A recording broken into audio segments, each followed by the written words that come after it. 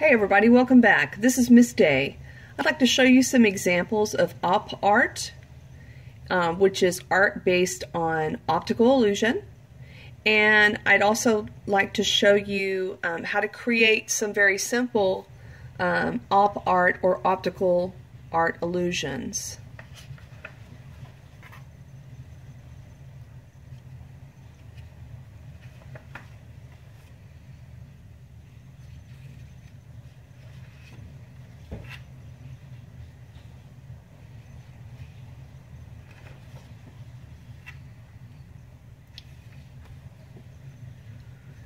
So if you like the way this looks, I used marker to create the design.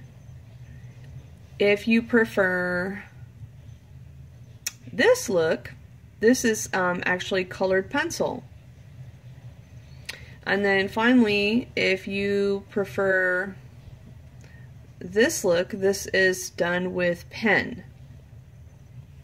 So I created this example so you can see the difference between marker, pen, and colored pencil, because they are all pretty different.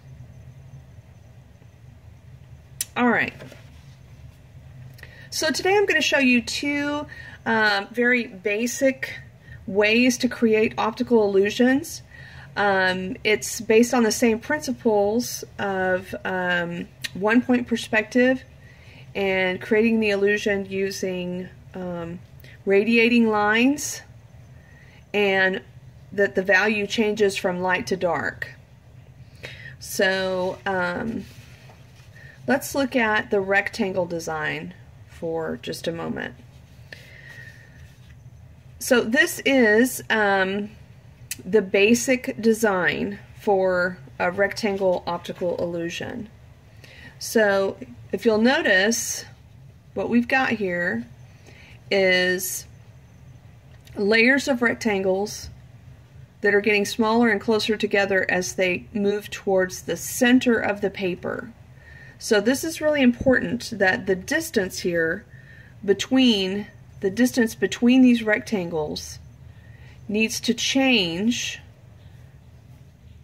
and get larger or smaller, depending on which direction you're going, to create the sense of movement, like you're walking into a long hallway, or you're looking up inside of a tower.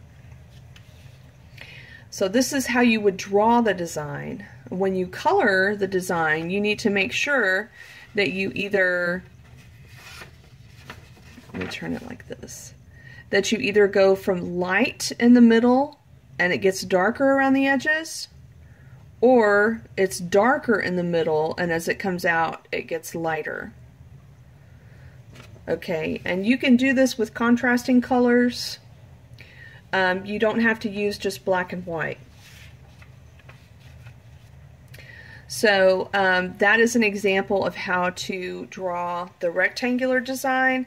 I would use a ruler. I would use a 2H pencil so that you can erase the lines whenever you decide to color it, either with colored pencil or marker or pen. This is an example of using circles and wavy lines, and I'm going to show you how to do this as well. Alright, so our directions say that the design has to have radiating lines and value that changes from light to dark for this illusion to appear. Alright, so let's do the layers of circles. If you're going to trace the circles, you need to start out with the largest circle first. Largest circle first. So I've got some plates here, so I'm going to trace this one first. It doesn't have to be in the center of the paper, so I'm going to move this kind of off to the side a little bit. And I'm using a pen because I want you to be able to see the line. But you would need to use a pencil so that you can erase and make any corrections that you need to. Alright, so there's the first one. Now they need to stay concentric. So concentric means they have the same center. And as long as I'm going from bigger to smaller, I'll be able to find the center and line it up. But if I try to go the opposite, I won't be able to see what I'm doing.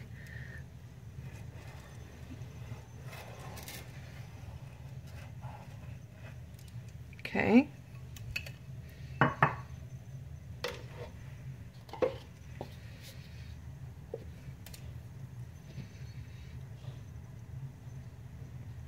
So I want the circles to start to get closer together.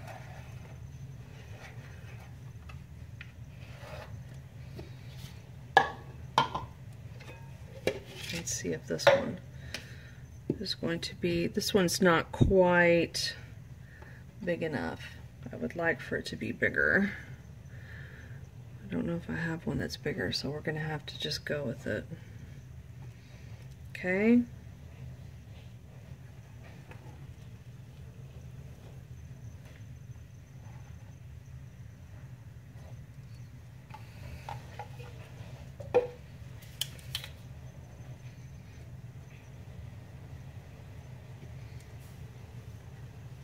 Okay.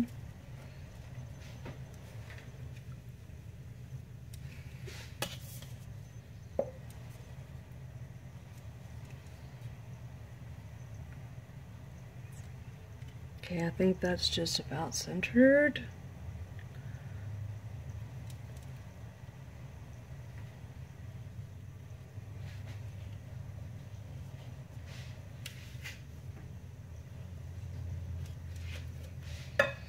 All right.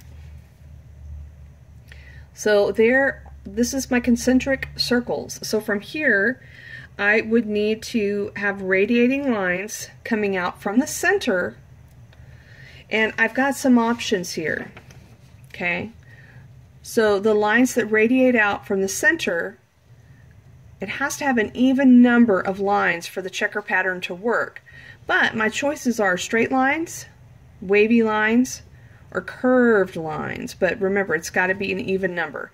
So here's the different options. We could do straight, wavy, or a curved line. I think I'll go for the curved. So I'm going to do a curved line.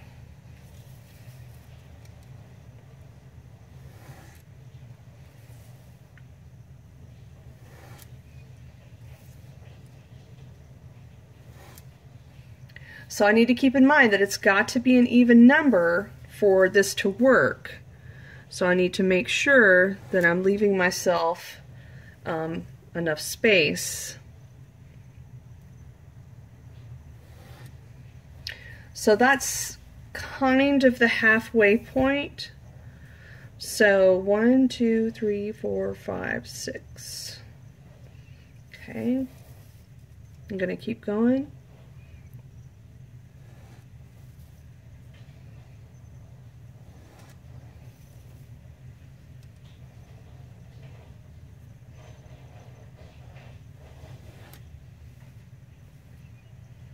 I'm starting to get a little nervous here.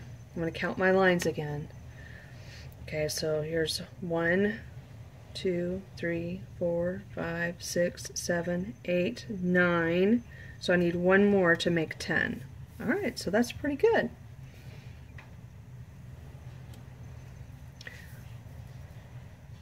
So there you have it. I am going to try to find another circle to make this one last large circle out here, or I might be able to just with my wrist make a large arc, just kind of keeping the same kind of distance. There we go. I think that looks pretty good.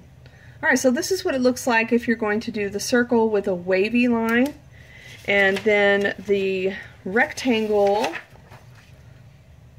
Okay, so you just have to make sure that that distance increases as it moves out to the edge of the paper. Okay. What am I forgetting? Oh, please use a ruler when you're doing this. Use a ruler.